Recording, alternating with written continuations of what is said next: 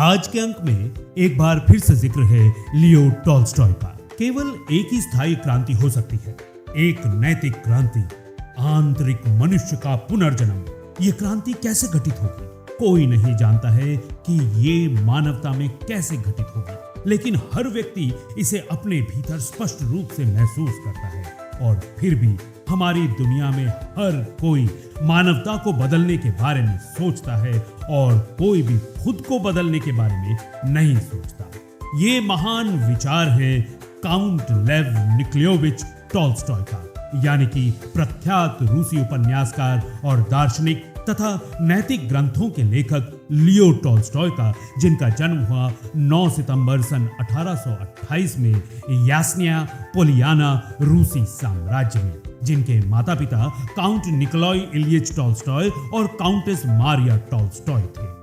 Tolstoy का जन्म एक बहुत पुराने रूसी कुलीन परिवार में हुआ था, जिसका वंश सचमुच रूसी किंवदंती का हिस्सा था।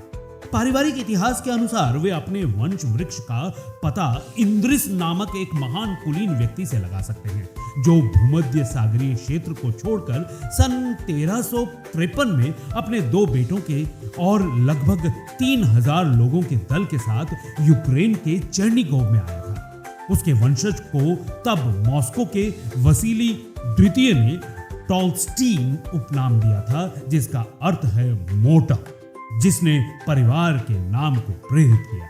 अन्य इतिहासकार परिवार की उत्पत्ति 14वीं या 16वीं शताब्दी के लिथुआनिया से मानते हैं, जिसके संस्थापक प्योत्र टॉल्स्टॉय थे। लियो टॉल्स्टॉय का जन्म परिवार की संपत्ति पर हुआ था।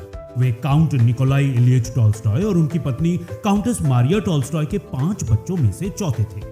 रूसी कुलीन उपाधियों की परंपराओं के कारण टॉल्स्टॉय ने अपने पिता के सबसे बड़े बेटे ना होने के बावजूद काउंट की उपाधि धारण की।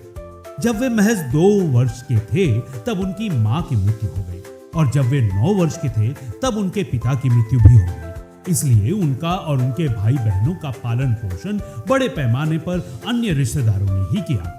सन 1844 में 16 वर्ष की आयु में उन्होंने कजान विश्वविद्यालय में कानून और भाषाओं का अध्ययन करना शुरू किया, लेकिन जाहिर तौर पर वे बहुत गरीब छात्र थे और जल्द ही आराम की जिंदगी में वापस चले गए। एक दिन की बात है, लियो टॉल्स्टॉय सुबह लगभग 5 बजे ही चर्च पहुंच गए। फिर भी वहां उनसे पहले ही एक व्यक्ति पहुंचा हुआ था। वो कह रहा था, हे परमात्मा, मैंने इतने अधिक पाप किए हैं कि मुझे सब कुछ कहने में भी लज्जा आ रही है। मुझ पापी को क्षमा कर देना, मुझ पापी को क्षमा कर देना। टॉल्स्टॉय ने सोचा, ये व्यक्ति कितना महान है, सच्चे दिल से अपना अपराध स्वीकार कर रहा है। वो शहर का एक धनी सेठ था। टॉल्स्टॉय को देखकर वो घबरा गया। उसने पूछा, तुमने मेरी बात सुनी तो नहीं? टॉल्स्टॉय ने कहा, मैं तुम्हारी स्वीकृति सुनकर धन्य हो गया। वो व्यक्ति बोला, लेकिन ये बात तुम किसी से नहीं कहना। ये बातें मेरे और परमेश्वर के बीच की है। मैं तुम्हें सुनाना नहीं चाहता था। फिर अचानक उस सेठ ने जोर देकर कहा, अगर तुमने ये बात किसी को बताई तो मुझसे बुरा कोई नहीं होगा। टॉल्स्टॉय सुनकर दंग रह गए और बोले, अभी तो तुम कह रहे थे कि हे ईश्वर, मेरे अपराध को क्षमा कर देना, मैं आगे से कोई गलत काम नहीं करूंगा। उनकी बात काटते हुए वो व्यक्ति बोल उठा, हाँ कहा मैंने, मगर मैंने जो कुछ कहा था वो परमात्मा के लिए कहा था, दुनिया के लिए नहीं। टॉल्स्टॉय हैरान होकर उस मनुष्य के पाखंड के बारे में सोचने लगे। फिर उन्होंने उससे कहा, जो मनुष्य के सामने अपनी सच्चाई प्रकट नहीं कर सकता, वो परमात्मा के समक्ष भी सच्चा नहीं हो सकता। अगर तुम अंदर से नहीं बदले तो तुम्हारे पश्चाताप का क्या मतलब हुआ? ईश्वर क्यों तुम्हारी बातों को महत्व देने लगे? टॉल्स्टॉय की बात सुनकर ही वो व्यक्ति सोच में पड़ गया। फिर बोला, तुमने मेरी आंखें खोल दी।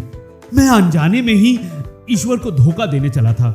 मुझे समझ आ गया है कि अपनी बुराई लोगों को बताकर ही अपनी गलतियों का सुधार हो सकता है। अपनी गलतियों को मैं सुधार सकता हूँ। धन्यवाद लियो टॉल्स्टॉय।